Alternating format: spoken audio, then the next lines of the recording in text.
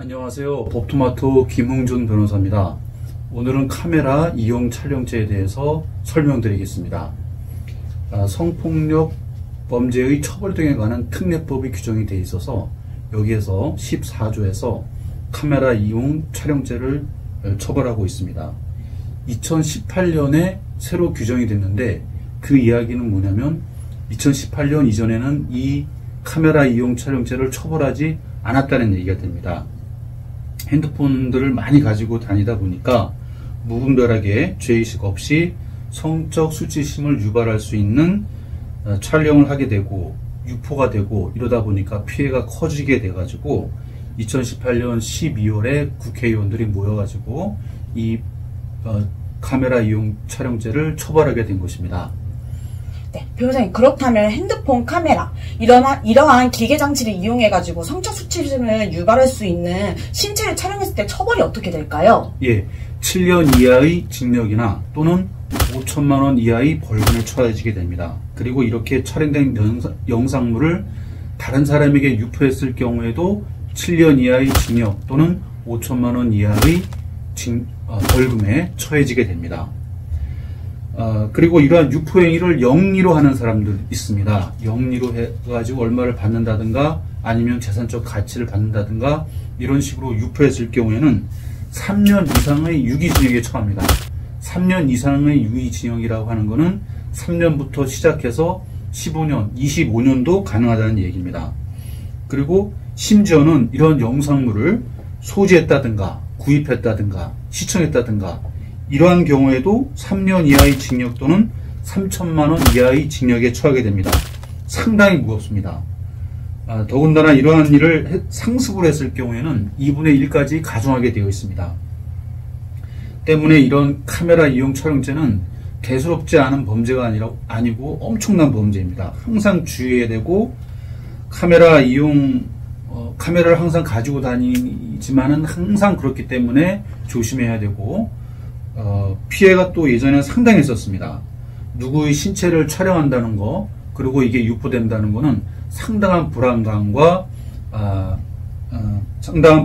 수치스러움이 계속 남아있는 거기 때문에 엄청난 피해가 컸고 그렇기 때문에 이런 엄청난 처벌을 받을 수 있다는 것을 항상 명심하시는 게 좋겠습니다. 그렇다면 카메라 촬영죄는 성적 욕망 또는 수치심을 유발할 수 있는 사람의 신체 부위를 촬영했을 때 죄가 성립되는데 성적 수치심이라는 단어 자체의 뜻이 되게 광범위한 것 같아요. 혹시 수치심을 느낄 만한 신체 부위가 따로 있을까요? 그런 것은 따로 있는 건 아니지만 일단은 예를 들어서 나체를 찍었다든가 이런 건 당연히 성적 수치심을 유발할 수 있는 부위가 되겠고요.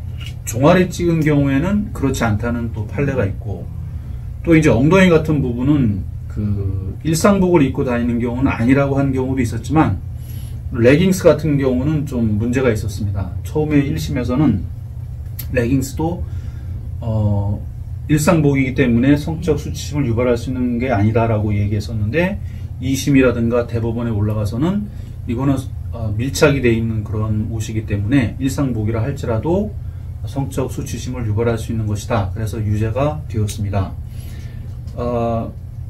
저희 사무실에서 있었던 사건인데 원피스를 입은 여성의 뒷모습을 촬영을 했는데 약간 좀 밀착이 되어 있긴 했어요. 근데 이게 어떻게 보면 성적 수치심을 유발할 수 있는 것이 아니라고 할진 모르겠지만 요즘에는 또 그렇게 보진 않습니다. 점점 더 좀 세게 나가고 있기 때문에 여하튼 어느 정도 이게 찍혀 있고 또 거기에 포커스를 맞춰서 찍었고 또 옷이 좀 이렇게 밀착되어 있는 그런 상황이었고 약간 엉덩이 굴곡이 좀 나와 있는 그런 상황이었기 때문에 이것도 성적 수치심을 유발할 수 있는 촬영물이라 해서 기소가 되었고 물론 이런 경우에 합의가 1,000만 원 주고 합의해가지고 네.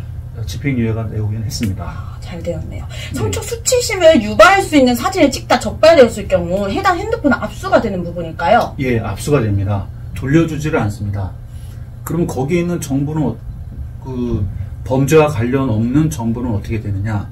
그건 따로 환부 신청을 해가지고 그 자료를 돌려달라는 그런 신청을 하고 그 USB를 들고 가가지고 그걸 받아야 되는데요. 그 결정을 하는 건 또 검사님이 하세요. 그래서 어떤 검사님들은 잘 안 해주기도 하는데 또 좀 사정해서 관계 없는 거는 좀 돌려달라 이렇게 부탁을 해가지고 받기도 합니다. 그럼 해당 범죄에 대해서 피의자가 처벌을 피하기 위해서 어떠한 조치를 취해야 될까요? 일단은 카메라 이용 촬영죄 심각한 범죄라고 제가 아까 말씀드렸듯이 합의하지 않으면 구속이 원칙입니다. 그래서 합의를 해야 됩니다. 합의를 할 때에는 일단 당사자 간의 합의를 하면 안 됩니다. 그것은 2차 가해가 되거든요. 그러니까 변호사가 있는 경우에는 변호사를 통해서 또 피해자 측에는 국선 변호사를 통해서 합의를 해야 되고 만약에 변호사가 없는 경우에는 경찰관님에게 아니면 검사님에게 이렇게 부탁을 해서 합의를 해달라고 이렇게 할 수가 있고 검찰에 갔을 때는 형사조정 신청을 하는 경우도 있습니다. 그래가지고 이렇게 타인을 통해서 합의를 하는 절차를 밟아야지 직접 이렇게 했다가는 2차 가해가 돼가지고 더 큰 엄벌에 처해질 수가 있겠습니다. 포렌식은 무엇일까요? 예, 포렌식은 이 범죄 증거를 잡기 위해서 경찰관님이라든가 검사님이 이 핸드폰을 압수를 합니다. 압수를 해가지고 이 영상물이 어떤 것이 있는지 보고 또 혹시 지운 게 있기 때문에 지운 거를 또 포렌식을 해가지고 또 발굴할 수가 있습니다. 이런 경우에는 일단은 영상물이 지워지지 않은 거는 핸드폰을 통해서 그런 촬영한 것을 확보할 수가 있고 지워진 경우에는 지금 말씀드린 것처럼 포렌식을 하게 되는데 포렌식을 했을 경우에 아이폰 같은 경우는 현재 한 50%에서 60% 정도는 그 포렌식을 해서 이 영상물이 나오기도 하고 또 갤럭시 같은 경우는 한 70%에서 80% 정도가 나오고 있습니다. 그리고 이게 어떤 경우에는 영상물을 바로 삭제했다. 그런 경우에는 발굴되지 않을 가능성이 많고 장기간 보관했다 지웠다. 그런 경우에는 발굴될 가능성이 많고요. 그래서 어떤 경우에는 나올 거라고 생각했지만 안 나온 경우도 있고 또 안 나올 거라고 생각했지만 또 나오는 경우도 있고 그렇기 때문에 일단은 이런 포렌식을 통해서 그런 증거를 잡게 되겠습니다. 그렇다면 포렌식은 지워진 사진을 다시 복귀하기 위해서 진행되는 절차인데 이 사진을 일부러 삭제하게 될 경우 혹시 혐의가 더 가중처벌이 될까요? 꼭 그렇지는 않습니다. 일단은 삭제를 하는 게 원칙이고 그렇기 때문에 삭제를 했다 그렇게 해서 가중처벌되는 건 아니지만 보통 이제 피의자분들이 이걸 일시적으로 받았다가 좀 뉘우치고 언론 삭제했다 이렇게 변론을 좀 많이 하기 때문에 삭제하는 것이 좋겠죠. 포렌식에 대해서 더 궁금한 점이 많은데 이거는 다음 영상에 한번 다뤄보도록 하겠습니다. 구독과 좋아요 부탁드리겠습니다.